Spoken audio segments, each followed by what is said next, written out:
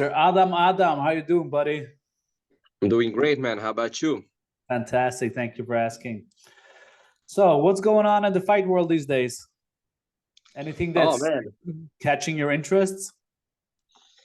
Yeah, like I was just seeing the news the other day that Alex Pereira is gonna train with Sean Strickland. You know Yeah. that Alex Pereira wants to improve his English, and I think Sean Strickland maybe wants to learn some tricks from Alex Pereira.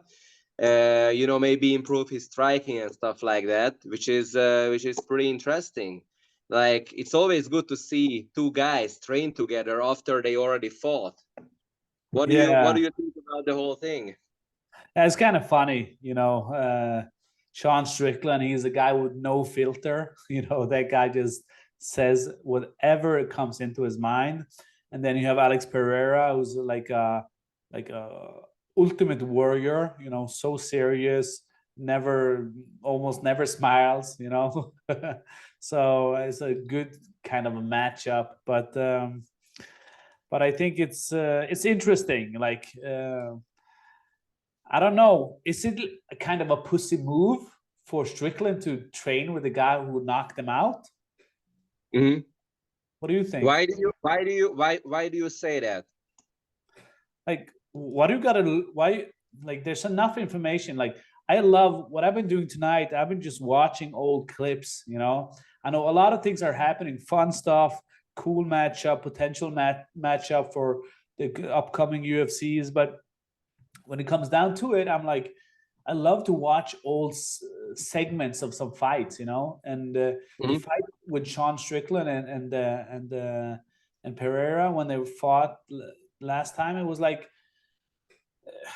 his approach was he was taking a lot of punishment before he got knocked out. Mhm. Strickland was just putting pressure on him, and then like he was just moving away, jabbing him, kicking him in the legs, kicking him in the stomach, punching, jabbing, crossing, all this kind of stuff. And Sean Strickland got knocked out. It was Yeah, such man. I mean, yeah. it's so dangerous.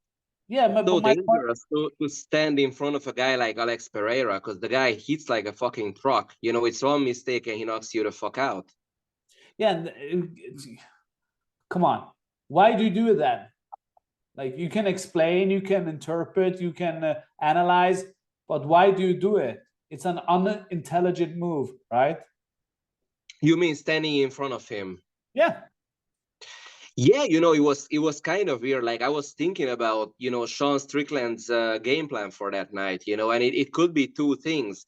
It could be that he was trying to kind of trick Alex Pereira into thinking that he's gonna stand and bang with him and then later shoot for the takedown. Or it could be actually an unintelligent game plan that he was actually trying to stand and bang with him and just trying to beat him in a stand-up game, which is actually, as you say, it's very unintelligent if that was his actual game plan. I get the same kind of vibe sometimes from Strickland and the Diaz brothers. Mhm. These are like street style guys, right? And you can say, there's a saying in English that says you can take a guy out of the ghetto, but you can't take the ghetto out of the guy, right? Right. And for me, at this level, when you're talking UFC, there are so many different federations and organizations in MMA in the whole world. And when you're in the top prime, how can you make the mistake of trying to have a game plan with a how can you just think, like, underestimate Pereira? How can you just have a stupid, unintelligent plan of banging out with him like that? And Mhm. and he didn't even bang out with him. He just took punishment and got knocked out. And now I'm saying that he's meeting him for a training camp. Now you want to learn from him?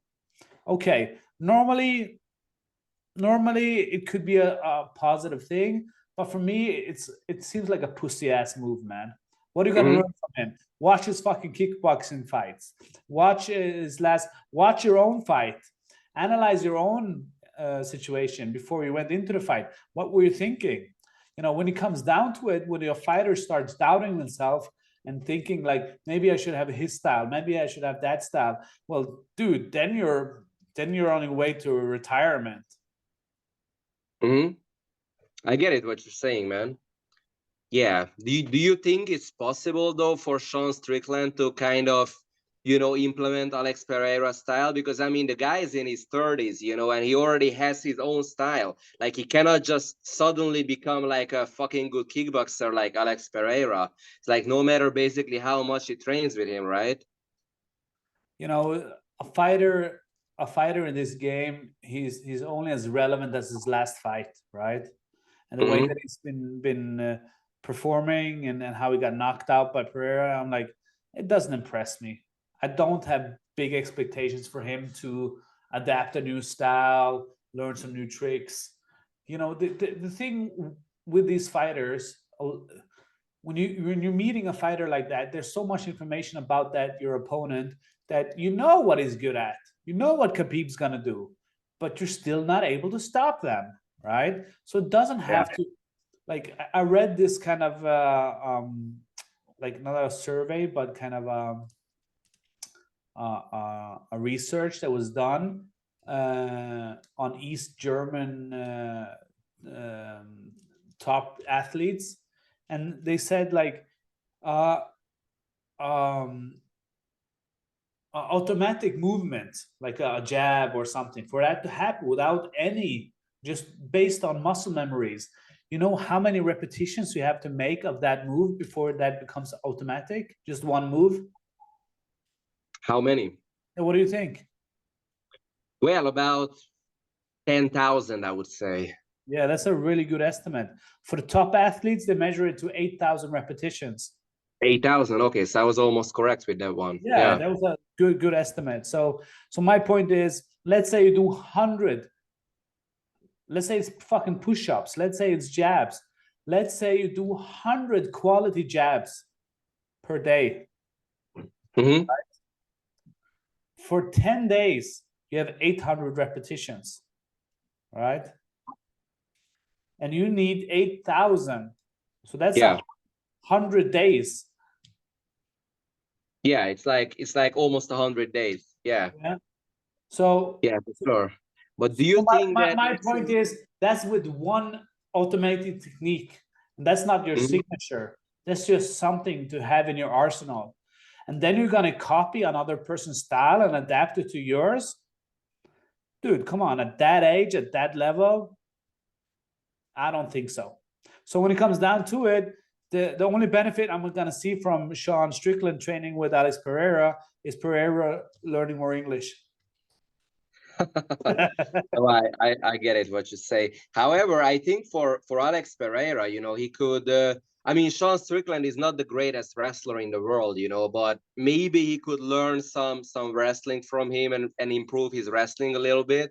Because Sean is like not a bad wrestler, you know. Let's put it this way. I mean, he took some guys down in the UFC. You know, he's got like a very balanced style, you know. So Yeah. so that there's maybe something for Pereira to learn there, you know. However, I think for Pereira, you know, the thing which would be most beneficial is, you know, to work with an actual wrestler like, you know, Daniel Cormier or even Khabib, for example, because Yeah, it's I think fantastic. that's his weakness. You know, he got taken down by Adesanya, and if you get taken down by Adesanya, you know, who's only been training wrestling for a Kickboxer. couple of years, you know, it means that your wrestling is pretty fucking bad for that level, you know. Yeah. No, of course. Strickland, he is an athlete. He's a street style athlete. He's really I wouldn't want to fight him. He's a tough guy, right? He's a Um, tough motherfucker, man. Yeah. and there's no doubt about it. Training at this level with these kind of athletes, with that kind of passion, he's gonna improve on some parts of his game. He's gonna make small adaptations to his style. He's gonna evolve a little bit. But at the end of the day, I don't think it's gonna make any difference for him. Mm. It's not to be a negative thing. It's not. It's just based on my observation on how the fighting game is and how hard it is to be at that level. You know, it's insanely hard. and for him to kind of grow from that, fantastic if he does. I have no expectations that he will. Not hating on him, not actually cheering for him, but when it comes down to it, you got knocked out by Alex Pereira, man. So it just makes what's his name again? New Zealand champion Adesanya? Adesanya, just makes his win more impressive. Thinking about like this guy knocked out Strickland. He's a top world kickboxer, and Pereira lost against him. So it's I'm thinking more like that way. I don't want to use my time thinking about these fucking, with all respect, losers. Yeah, like that was an interesting fight as well. The second fight between Adesanya and Pereira. Yeah. Yeah, it was something that I couldn't really imagine like what's gonna happen, because Pereira defeated him 2 times before, right? So he beat him twice in kickboxing and he beat him once in MMA, and so there was a good chance that he's gonna beat him the second time in MMA as well, right? However, Adesanya is a fucking great MMA guy. He's a great kickboxer, and it's like the more times you fight one guy, the more chance that actually one time you're gonna lose to him, even though you beat him like fucking 5 times before, right? So that's why it was a very interesting fight. But to be honest, like I was a bit surprised that Adesanya just knocked him out cold. I think Pereira got like a little bit too overconfident. I really see that. I really see that way, that he was a bit too overconfident. Do you think that was the case? Like he underestimated Adesanya a little bit? Check out this one. Boom. Yeah, I know this. Yeah. Check it out. Whoopah. Right on the money, man. Ooh. It's kind of cool, that knockout. Yeah. But do you think in the Adesanya fight, like, there was Pereira's mistake that he underestimated Adesanya in the second fight? I don't think he did that consciously. I don't think he thought like, I got this, I'm gonna kick the shit out of him, he can't beat me. I think it's just a natural situation to happen sometimes. You just get into that level, you beat him twice in kickboxing, you beat him once, and you got all the hype, you got all the momentum. He's been on the top for a long time. And then all those millimeters of comfortable thoughts just attach themselves to the backside of your head, and you're like, you know what? Fuck this guy. I'm a warrior. I live once. I don't care. I'll go fight him. I'll fight him wherever. This kind of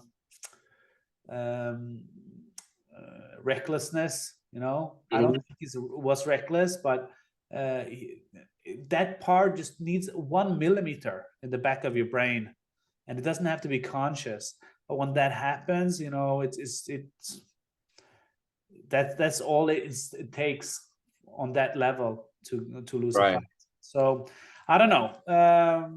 I think all credit to Adesanya, even though he paints his fingernails and wears pearls like a white lady in the Beverly Hills. But he has his own style. He is not afraid to show that. But when it comes down to it, fighting for me now is more entertainment. It's more excitement. It's a gladiator. It needs to be something that's interesting. When a person loses, it's not interesting anymore. It's brutal. It's rude. It's I feel bad for the guy, but I just dislodge that from my head. It's like, guys, sorry, you fucking lost. I'm not paying to see fucking losers. I want to see winners, and I want to see people with passion. I want to see incredible sports fighting situations. And if you lose, then you're out of my focus. Yeah, I kind of get it what you say. Yeah, however, like for me, it doesn't really matter. I mean, I have a different perspective on this than you. Like, I mean, fucking Nate Diaz, lost a lot of times. Like, he has like fucking 11 losses or something like that. And, he's still fucking exciting every time to watch. So, Yeah, it but doesn't why really is bother that? Why is that? because of his style. For me, I love watching Nate Diaz fight because of his style. I mean, he has, he's taking a lot of damage. He has an exciting stand-up style and also his submission game. I mean, his jiu-jitsu is just fucking awesome. It's high level, man. Yeah, yeah. Uh, But so my that's point that's my the point was reason like for me. it's not because of the super amazing performances, because he just has a lot of stamina and never gives up. And you love the Yeah. personality. That's his thing. Yeah, Okay. that's the other thing. What you mentioned right now is that he never gives up. Like I have a lot of respect for these kind of fighters and generally for these kind of people in life. Just fucking relentless and go like no matter what. And it's like Nate Diaz. Like you cannot really take him out. It's like he he doesn't really get knocked out. He doesn't really get submitted. He's just a fucking monster. And And he even doesn't though he gas out. but he loses a lot by decision, and he just fucking goes. You can't take him out. So Yeah. it's a really interesting fighter that I respect a lot. Yeah. You can't talk about modern MMA without bringing the Diaz brothers into it. Yeah. But okay, that's kind of cool. But I was also thinking like these potential matchups for the future. Two fights that I'm thinking about. It's Chandler versus Connor, All uh, right. and then It's I gonna was be a thinking good one. about the rumors and people are talking about. I don't know if it's made official or not, but Chimaev against Usman. These two fights. Oh, that would be awesome as well, man. What do you think about? Let's start with the last one, like Chimaev versus Usman. Usman is coming off of two losses to Leon Edwards. Two straight Yeah. losses, where he got knocked the fuck out in the first one, headshot, and then you have Headshot dead. headshot dead, man, and then on decision, and Chimaev, he comes off of two wins, but the one with was it Kevin Holland, the last fight he had? I believe so. Yeah, I I think believe it so. was He was against Kevin Holland. Yeah. Kevin Holland in September 2022, right? Mm, So it's quite some time now since the last fight he had, right? yeah.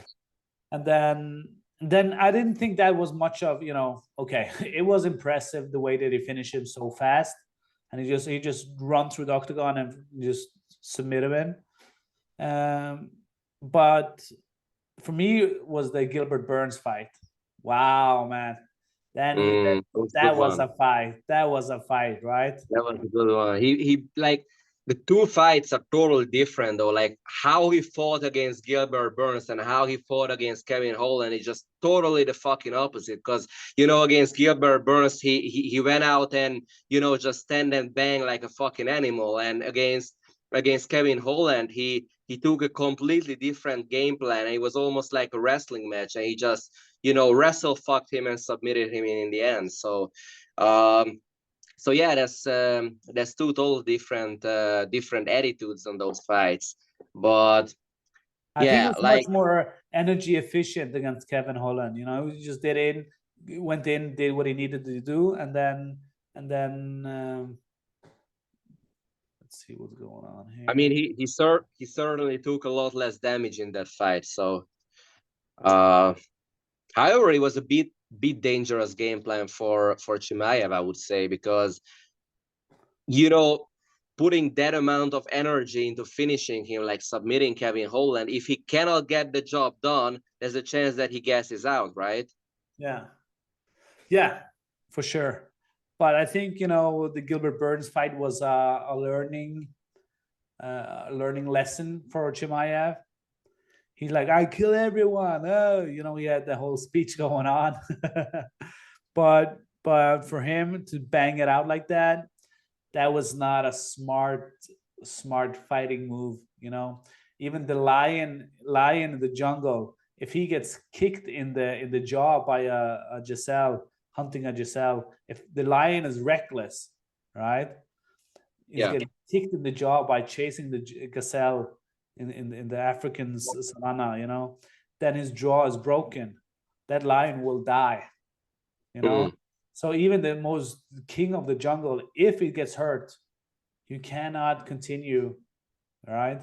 So that was a stupid ass move from Chimaev, and I think he learned from that because the fighting game is short. You are only relevant, you know. Like back in the days, you had Mike Tyson having like 15 fights in a year. You know, that was fucking mental, man. Yeah. Like, now you have like 3 if you're efficient, right? So your career is quite short. So I think he learned from that on how just to preserve his energy, preserve his body, and kind of solving the fighting game in a better way. And he did that perfectly against Holland. But I don't know. What do you think about Usman now? You know, we haven't heard much from him. You think he's like he's over the top? Man, it's really hard to say because you know he had 2 fights with Leon Edwards last, and he lost both of them, but the last one was really close, obviously. So it's really hard to judge whether he's over the top or not. You know, I don't think he's really over the top, maybe like a little bit, but I think he still beats most of the welterweight division. But yeah, like back to your original you know, topic, like the Usman and Chimaev fight, you know, it's gonna be really interesting because they're both great wrestlers, right? You know, and I just want to see like whose wrestling is fucking better, you know. Like it's gonna be very interesting to see that, you know. What do you think about that? Like, because they're gonna wrestle, I think that's almost for sure. Like, who do you think is gonna come out on top? You know, I think the physique of Usman is looks stronger. He looks like a harder puncher, and I think he can absorb more damage too. I picture Chimaev more like a wrestler, grappler, BJJ guy in that fight, whereas Usman will challenge him more as a stand-up fighter. I agree. But I think that Chimaev is hungry. He's just he haven't had the taste of the top yet. Never had the belt. He's just waiting for his chance, and the UFC is patiently waiting to expose him to these kind of things as well.